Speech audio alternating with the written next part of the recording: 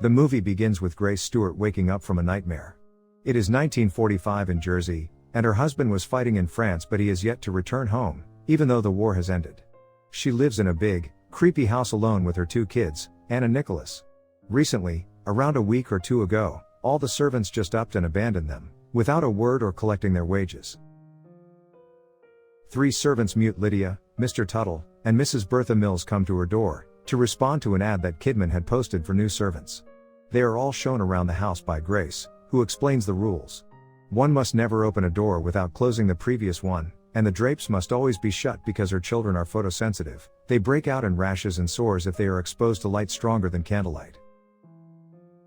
One day, Grace goes to the mailbox and sees that the letters she'd sent out to the newspaper announcing positions are still there. She confronts Mrs. Mills angrily, demanding to know who they are. And how did they know of the jobs if the ad hasn't even come out yet? Mrs. Mills then tells Grace that all 3 of them had used to live in the house, and had loved it so much that they come back to see if they could be of any use, as a house as big as Kidman's always needs extra help. When she welcomed them thinking they had answered the ad, they just did not want to tell her otherwise. Strange things happen in the house. Sometimes, people are talking and whispering and crying. Thuds and noises come from empty rooms. Anne talks to an invisible boy, Victor, and insists that others are walking around the house. Grace refuses to believe her, and frequently tells her to stop and punishes her for lying. Mrs. Mills assures Anne that she believes her and that soon her mother will see. Mrs. Mills then tells Grace that sometimes the world of the living gets mixed up with the world of the dead. Grace refuses to believe until one day, she is sewing Anne's first communion veil when she heard thuds upstairs. She races to investigate, but there's no one there, and she sees in the mirror that the door is closing all by itself. Grace then goes on a hunt to seek out the intruders, enlisting her whole household, and this is the first of 2 or 3 such hunts. She then wants her house blessed, so she goes out to find the priest.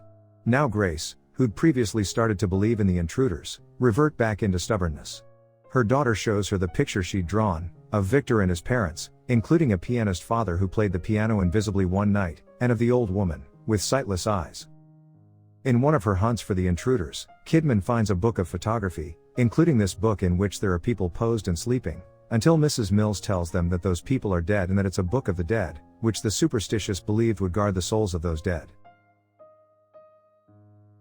Mrs. Mills races after her and tells her not to go. Grace leaves and Mrs. Mills talks to Mr. Tuttle, who's doing the lawn work. She says that eventually it'll all come out and tells him to hide these gravestones on the property.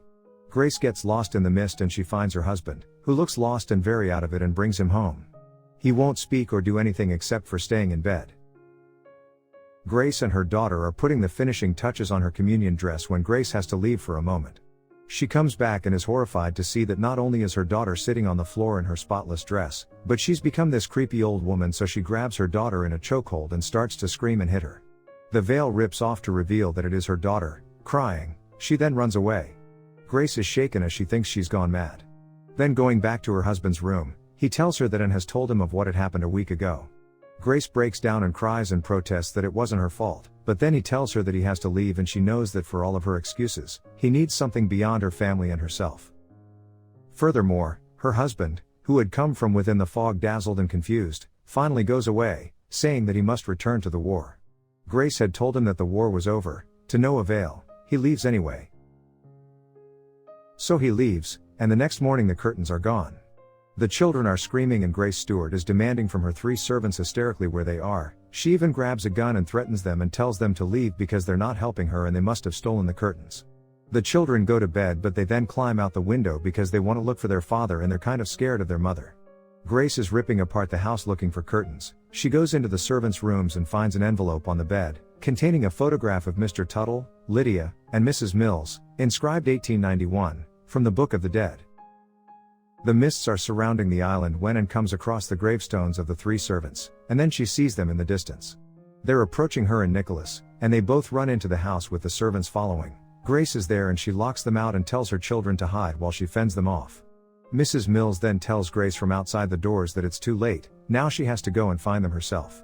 Meanwhile, Nicholas and Anne run upstairs into a wardrobe and hide, but the door is thrown open to reveal a white-haired old lady with opaque eyes. And everyone screams, including Grace, who has run upstairs by now. The camera then turns to a group of people who are sitting around a table, including the old lady, now acting as the speaker of the seance. She is asking the children why they are lingering around in death. Ghostly Anne and ghostly Nicholas scream that they aren't dead, while ghostly Grace is grabbing the paper and tearing them apart, screaming too, and shaking the table, trying to get the speaker's attention. We see that the papers are flying up by themselves and that the table is shaking, but don't see Grace and the kids. We can see only the startled participants of the seance, watching the blind lady scrubbing like crazy on a piece of paper in a rapture. It then stops and the old woman is snapped out of the trance. We discover what had really happened. Grace had smothered her children in their sleep, and then shot herself. A week or two ago, the servants disappeared, because their employer, Grace, had died. The present occupants of the house are the pianist father, mother, and the child Victor Marlish. They three will eventually leave the house due to the hauntings of Grace and her children. The three servants had died in the TB epidemic half a century ago, and somehow, everyone still lives in the house, living side by side with the dead. Grace admits to having done it. The next morning, when she found herself alive again and the children pillow fighting, she thought it was another opportunity for her to become a good mother, as if her terrible actions had only been a nightmare. The movie ends as the occupants, unable to rid the house of Grace and the kids, drive away with Grace watching from an upstairs window. The sign on the gate says the house is for sale. Grace says that she and her children will never leave the house, as they belong there.